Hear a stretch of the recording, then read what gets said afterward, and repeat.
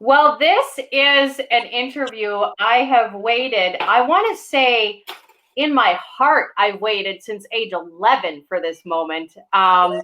For those viewers out, I came to Cape Breton at age 11, 1988. Okay. And Heather, I was reading about your background and how you guys got started. And while you guys were driving around Nova Scotia with your tapes and cassettes in your mother's car, Yeah. I was shoveling driveways in Bedeck Okay. and working at the Inverary Inn at one point. Poor Rita McNeil. I tripped. I was so nervous. It was my first job. I spilt rice all down the front of her, but she was so kind. Anyway, Oh. we won't go there. But I bought one of your cassettes. I would have been from the gas station where Rosalie. Oh, Uh, right in Waikagama, wasn't yeah, it? Yeah, right on the other side. yeah, no, Rosalie Pino, and I think for years I even read she would when tourists come there now, she would say, take this around the Cabot Trail, and Aw, if you don't like it, I'll return your money.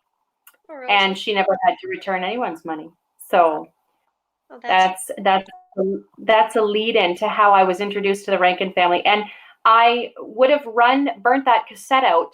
Uh, if listening to your newest album you've just released, if it was a cassette, I would have worn it out weeks ago between the kids and myself. So I'm very honored to have you on with us tonight, Heather. Thank you for taking some time out.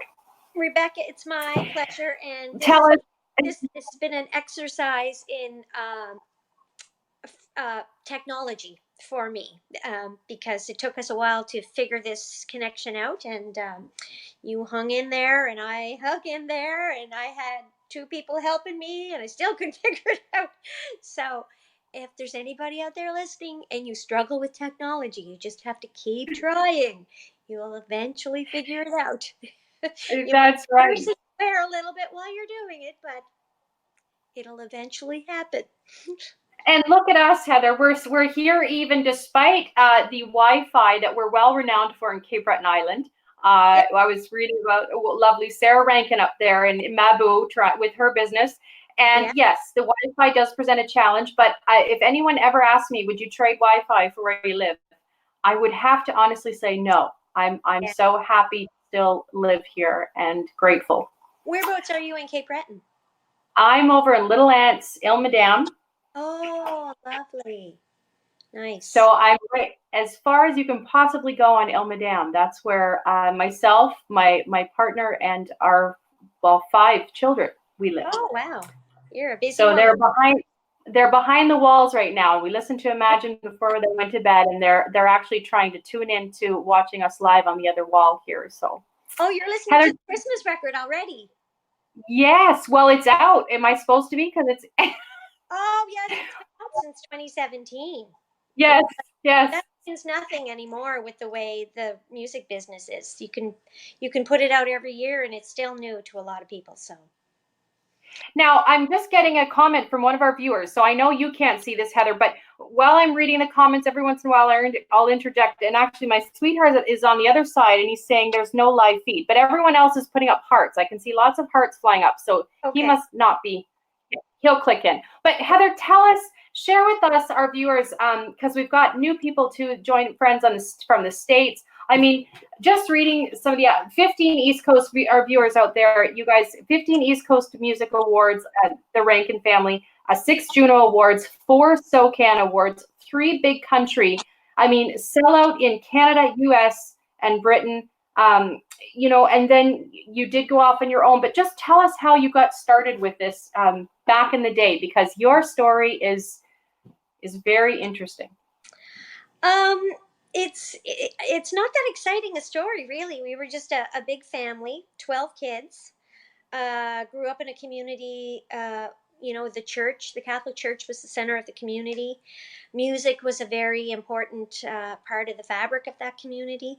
There was always music at all of the gatherings, the community gatherings, the religious gatherings, and we had a lot of nuns for teachers in school who encouraged us, who recognized that we had a little bit of potential. And our parents, I don't know, they just had incredible foresight. you know, making a living in the music business at that time wasn't something people really did where we came from. Yeah. John Allen Cameron was the only person we knew of in Cape Breton who was doing that, and he had a big I think impact on us pursuing music for a living. But yeah, we just, we grew up playing small community events, singing in church, singing at weddings and funerals. And um, the older members of the family started a band, and they used to go out and play pig and whistles, which would be Yeah. dance where they served alcohol. And so they had to perform all kinds of music so that people could dance. So they would play square Right. sets, traditional square sets, but they'd also play old time rock and roll and country Yeah. round dancing, um, waltzes, all that sort of thing. And Raylene was the lead singer in the very beginning, and she used to learn her Yeah. material listening to the radio. And a lot of the time she was singing the wrong lyrics because, there was no such thing as buying lyric books and Googling online and all of that stuff. But yeah, so we just came up in the community. The community was very supportive. In 1989, we were invited by the Summertime Review Society in Sydney uh, to put together a show, and we did. The five of us, John Moores and Jimmy and Cookie and Yeah. Ray. We performed in a show called the Mabu Jig, and we did some traditional music and a few of Jimmy's original tunes. And there was a comedian doing some sketch comedy in between the songs, and was right after we finished that show, um, because at that point we really weren't performing much outside of Cape Breton Island. We had had a couple of opportunities to perform in Halifax with people like Dennis Ryan at the Rebecca Cohen, and shows like Up Home Tonight that gave us a little bit more exposure um, in the province and beyond. And then that fall, 1989, we had a little meeting in my mother's living room, and we said, we decided we would make a record. So we flew to Toronto for 10 days, I think it was, and we rented a one-bedroom apartment, and there were six of us in that apartment, and we were cooking our own meals, and we made our way to this little studio down to Ontario, Inception Sound. It's still up and running with Chatterstick, and we produced our first CD. And then it was just one after another after that for 10 solid years. We were touring across the country, and it snowballed very quickly after, but there was quite an extensive build up to 1989, a lifetime really. And then it kept moving really quickly after that, and then we signed with a label, and they make things happen on radio, and the rest is just, that's when all the prizes started coming and all of that fun stuff. That's a very long-winded answer to your question. And It's hard to no, sum up 50 years, no, I love it. you know. I love it. I love it, Heather. And that's what these chats are all about, is because, as if your fans and viewers are going to get this opportunity at times to ask you at a concert questions that we all love hearing, right?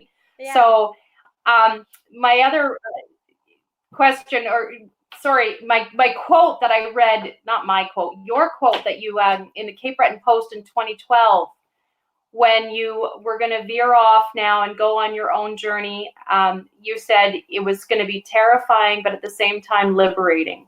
Do you mind expanding on do you remember saying that? Oh yeah, for sure. Or cool. Yeah.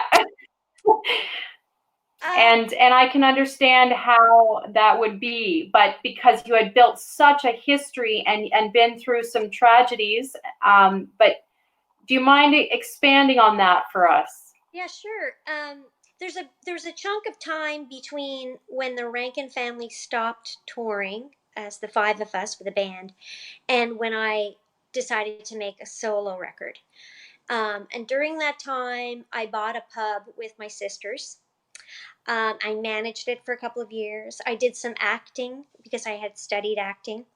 I did some stage work and a few films here and there, little parts in films, and I continued to go out pretty much every year with Cookie and Raylene because we made a Christmas record, and so annually we would go out and tour in different parts of the country, and sometimes we would play with symphonies, and sometimes we would just do our own thing and bring a band.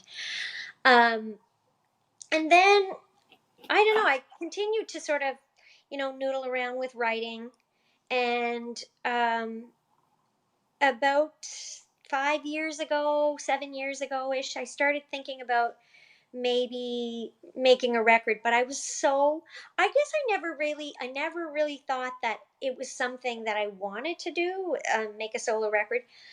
But when you start out and that becomes your life, and then certain people were no longer with us, and so doing music with the group was no longer an option.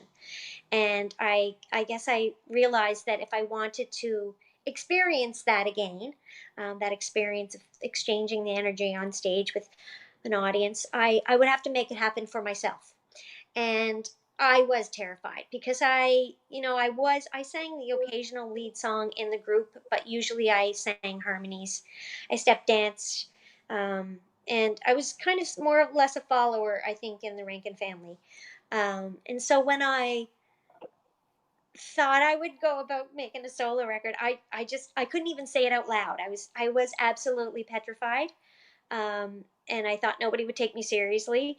And then it's just the last 5 years I have come so far. I've grown so much as an adult because I really, for most of my life I Yeah. worked with my family. I had, a lot of people, more confident people making decisions for me. And here I was late in my life for the first time having to make these scary decisions by myself. And man, is it ever a great feeling when you do and it turns out okay, Yes. and you realize there is no wrong decision, Yes. and so That's right. it's been a Yeah. great, if the music, even if no good music came out of this, um I have grown a lot as a person, and I just feel so much better about myself having, taken that road. Yeah. And that it's so interesting you say that, Heather, because I want to know your thoughts on this quote.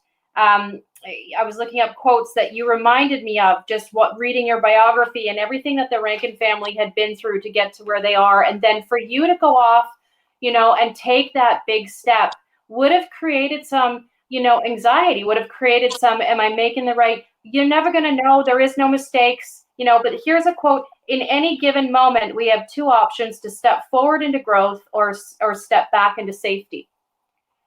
Yeah, And you definitely chose. to go And forward. I can tell just yeah, you go forward. Um, I just want to go back to this one other quote I read today by Rudy Francisco. Instead of asking why they left, now I ask, what beauty will I create in the space they no longer occupy? So, we know that you lost some very dear family members. In fact, Raylene's anniversary was just this past month, if I'm not mistaken. It'll be 7 years on the 30th of September. Yeah, since she passed. 7 years. But And she struggled with cancer you had, for a while, and right. over a 10-year period, or so. And that was a big uh, hole that her dying created. And I didn't realize it really fully. I knew it was happening for a while, and when somebody has cancer and they're passing away, you have time to sort of process it in a different way than when it's a tragic loss. But man, I still miss her, and I think even more than ever. Um, she was very much a maternal figure for me because she was smack dab in the middle of the 12 kids, and I'm one of the youngest. And so and she's a Right. girl in the middle of a bunch of boys. So she had a lot of responsibility as a young girl, and she was always looking out for me and the younger kids, and she always put us first. And so she was, she meant a lot to us, and yeah, I miss her. And it's come when you lose somebody. I'm sure you've experienced it, but it's kind of like you take the one of the legs from the table, and the table Yeah. can't no longer balance, and it falls over a few times and it gets a few dents, um and then eventually you get a new leg. You grow a new leg, and I mean, this analogy, I don't know where it's going, but it builds character and strength, and you know that you can get through to the other side, after something Yeah. uh, tough. So it's allowing yourself time, and just to keep busy, and keep reaching out to people, and keep trying. It's not easy at first, and it's the first thing you think of when you wake up, and the last thing you think of before you go to sleep. um, but you know it, it's part of life. It's part of life, especially when you're a member of a big family. It's something, you think early on, when we lost our parents. You think, oh, okay, well, we got through that. Now it's smooth sailing. But then you realize as you're getting older and older, it's just you're gonna have to keep dealing with this, and it's a part of your life, and it makes you aware of your own mortality. And I think it's cliche, but it does make you realize how important it is to grab opportunities when they present themselves. So. And speaking of opportunities, do you mind sharing with us some of the most memorable opportunities that you've had come along in the career so far? In my solo. Being on your own. Oh, on my own. Oh man. Yes. Performing with a symphony is definitely. I did a show at the Rebecca Cohen with Evans and Doherty and the symphony, and we had such a great time. I just love singing with strings and horns. It's just, I feel like I've died and gone to heaven. And then I got to do it again this past St. Patrick's Day in Calgary, and played with the Calgary Philharmonic, and that was just, oh my gosh, it's just, ugh, I have to pinch myself because it's I never expected to be doing this in a million years. And here I am up on stage with a symphony. It blows my mind. If you don't think you can do it, check yourself, because it's crazy what you can do if you just try, And Yeah. just being able to make my first record was a huge undertaking. And to Yeah. have co-written a number of the songs on the record was huge for me. Uh, then Yeah. to make a second record was again, and just to be working with players, great musicians. Every day I get to play with great musicians. That's a goal. That's a milestone. What else? I've been nominated for some awards. That blows my mind. A Juno, like I never would have thought in a million years. So these Yeah. are nice little pats on the back, and I'm settling into it, and Your I'm name, a Canadian Ambassador Award. oh right, yeah. I got to be one of the ambassadors, one of 150 ambassadors during Canada 150. And they sent me a beautiful Yeah. jersey. I was promoting all things Canadian. And then I was invited to participate on the Canada C3 expedition. I went on the second leg, met a pile of great people from all walks of life and ethnic backgrounds, and learned a lot about our country, and learned a lot about some of the things that are not so good about our country, that we're all, trying to band together to you can't fix them, but just acknowledging generational pain, trauma, and Yeah. with some of the things that have happened in this country, uh, You is huge. know, I noticed. I did notice that you did were really supportive with the red dress. I took part in the protest there with the red dress across the Kansas Causeway, and it was really lovely to see you support that as well. Oh yeah, I mean, anything that supports women and children and anti-violence, it's huge. They're Yeah. so important to stand up and support. Um, yeah. Need I say more? There's a bit of a, just giving you so you don't feel awkward, there's a bit of about a 1.5 second delay between our talking with the Wi-Fi. So just so you don't think I'm talking over top of you. No, no. I just and so Heather, Celtic Colours is coming up. I have the little logo, the Celtic Colours. They were kind enough to put a logo up there that people could use up in the corner. Tell us about your, I mean, every year I saw the opening Celtic Colours last year and it took my breath away, and I'm definitely hoping to be there again. Tell us about your involvement with, I just had Colin Grant on and Stephen McDougall and some others that were part of Celtic Colours. Tell us about your involvement this year with it. This year, I'm so stoked. Um, well, first of all, I always wanted the Rankin family to participate in Celtic Colors, but we never could because we could always. It didn't make sense for us to go and play a festival when we could just make that particular location, that venue, a gig of part of our tour. So yeah, so finally after 20 plus years, I got to perform at Celtic Colors, and Joella and Dawn Beaton have been so lovely and so persistent.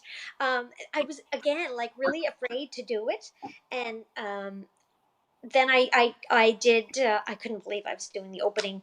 I got the colors, but it was such a good time, and it was such a wonderful, welcoming audience in Cape Breton. But this year I'm going back, and I'm going to be playing at the Joan Harris Pavilion with the Cape Breton Orchestra, and again, and Beowulf, which Nice. is a band of my Yeah. three or four really great friends, and going to be such a wonderful night, I think, because I'll be doing some of the Rankin family songs that I do, and that music really lends Yeah. itself well to symphony arrangements, and a couple of my own, and maybe a couple with viola. So I think it's going to be a very special night. Looking forward to it, and that's a must. Is there anything tonight in this journey that our viewers watching that you could share as, I don't know, wisdom, anything that you could share in this journey so far that's really that just resonates with you, that you really, it sticks with you every time, it helps with your creative process and your music writing. Is there anything that you could share with us? Sometimes the voices in your head that tell you that, you get off stage and you think, oh, I had a horrible show, and then you go out and you meet the people, and everyone is so gracious and so appreciative, and the music means so much to them. It brings back great memories.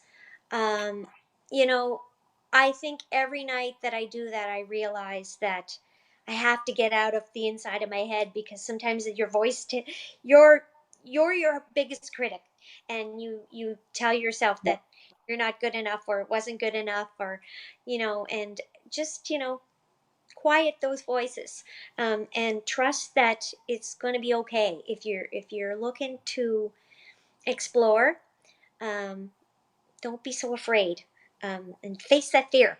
Don't let it hold you back.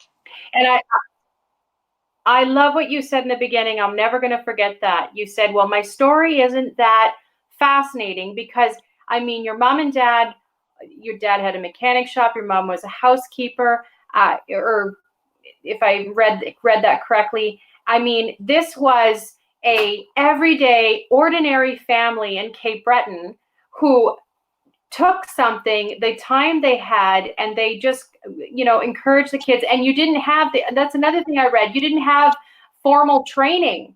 You just No. had a good ear for music.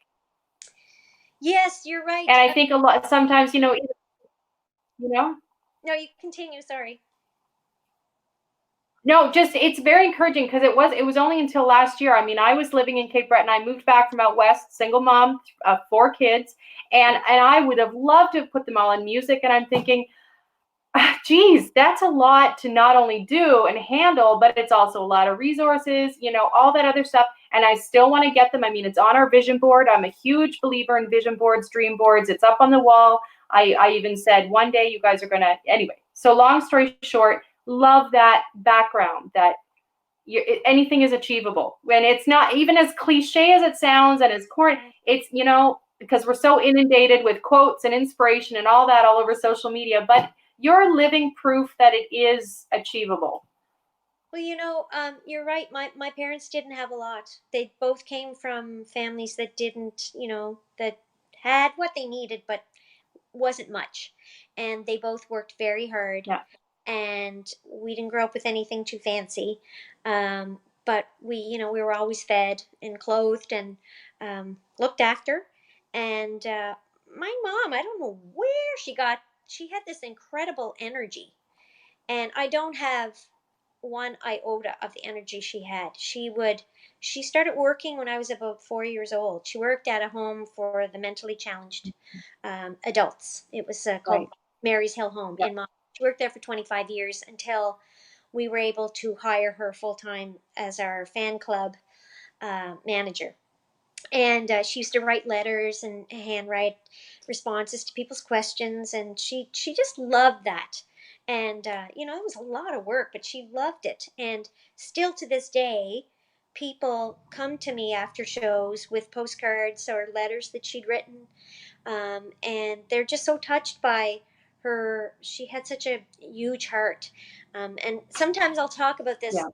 on stage about there were 12 of us, so 14 of us in the house, and they would make we had boarders as well, and God love them, they got Right. stuck in the attic somewhere, um, but they loved it. They loved the chaos. They loved the noise and the fighting and the mess. It was just a pile of everything. We were always digging ourselves out of Yeah. the pile. But she just functioned. I don't know how she did it. She just did what she had to, and she never stopped Yeah. working. She was a workaholic, and she Yeah. just loved piling us into the car and dressing us in kilts and taking us to the Broad Cove concert or to Deepdale or over to Iona. She loved that, and I don't know where that came from. She Yeah. was a really interesting person. She was an only child, and and I see people now, like I see Natalie McMaster, and oh my word, her family is so beautiful. I think she's got 7 children now, and they are all playing.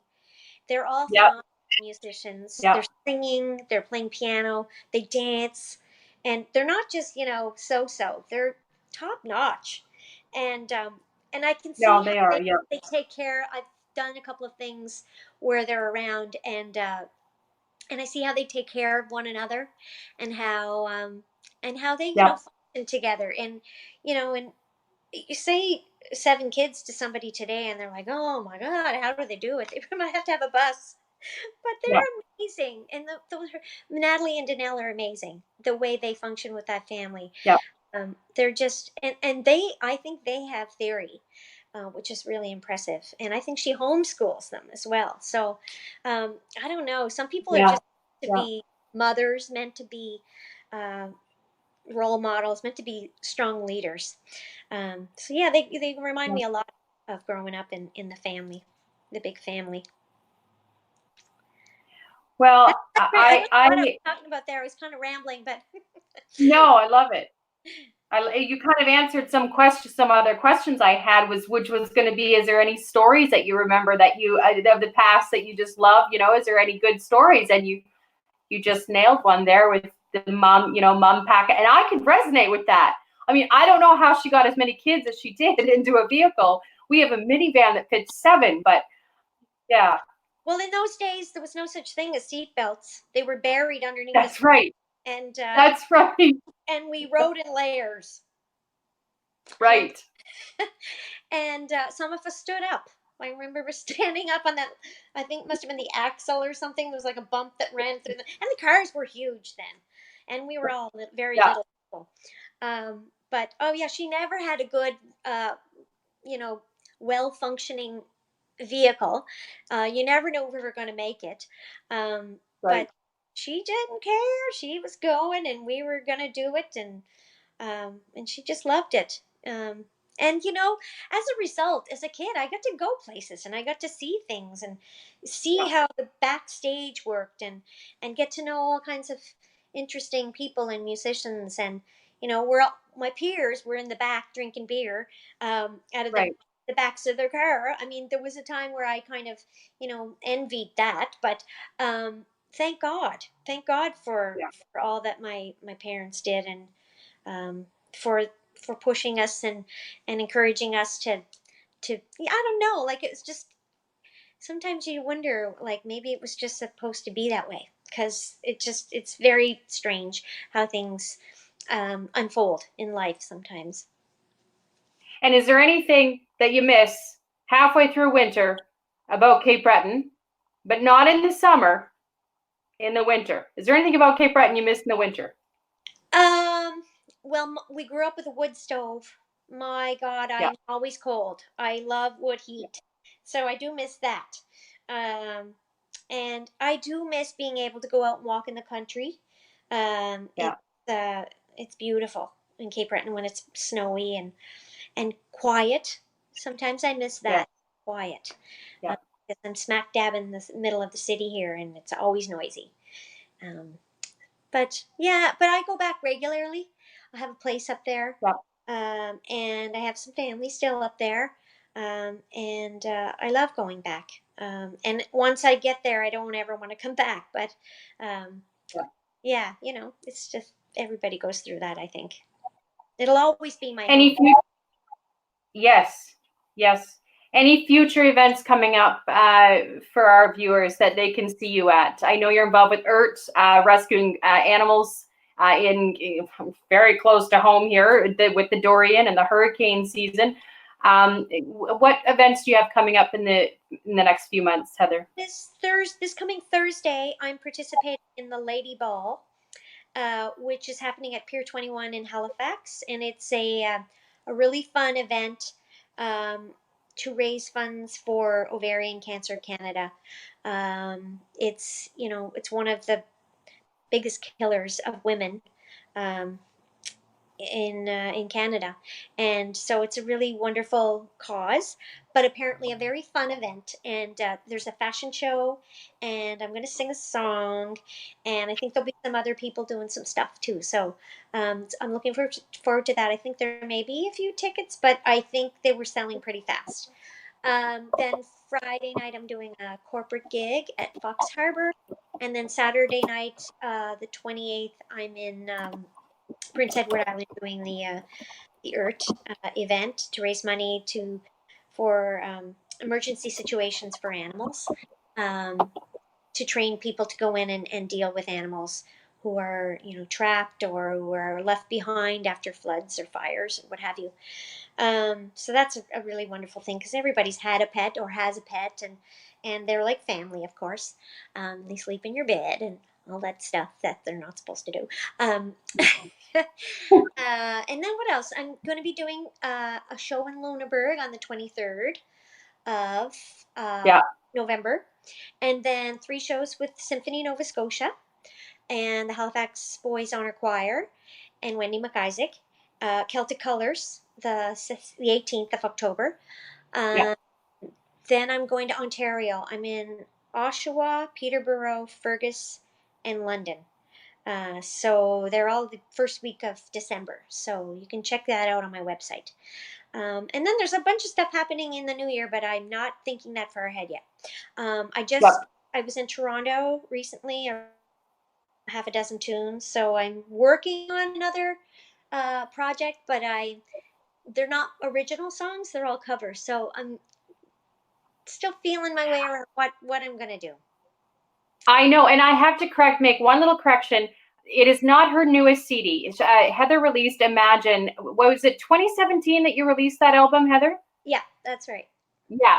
So that's the one that our viewers, if you're watching tonight and you share, tag a friend in the video, because Heather has posted a lot of information about upcoming events that you can join in wherever you are. So we really appreciate that. That's the whole idea, is creating a ripple. So if you can share and tag, then I notice all the shares and tags, and your name is entered into a draw, and you will be mailed a Heather Rankin album. And I mean, the kids, I sing, we listen to that song. We have a joke in our family. My sweetheart's probably out there. He's on the couch with the kids now listening. But I have a joke, and wherever we go, even if it's to service on Sunday or before bed, I go, "Hey guys, have you heard this song before?" And then I hit play on Imagine, Heather Rankin's version of Imagine, and everyone laughs and giggles, and then they all start singing. So anyway, that's the CD. If you share and tag or share this chat that we've had. Heather, I want to thank you so much from the bottom of my heart. You are a ageless, timeless beauty. You are full of so much grace and style, and you are a mix of old soul. You are a personal inspiration to me, and I want to thank you from the bottom of my heart for taking time out to do this evening. I so look forward to being in the audience at Celtic Colours this year, and thank you. Thank you. I've had a really nice time, and I do apologize for last week. Somebody very close to my family passed away, and it just didn't come together to do this last week. So thank you for your patience and for tuning in, and for reaching out. I've had a nice time, and it was lovely to meet you. And I'll meet you at Celtic Colours. How about that? Yes. All right. We will.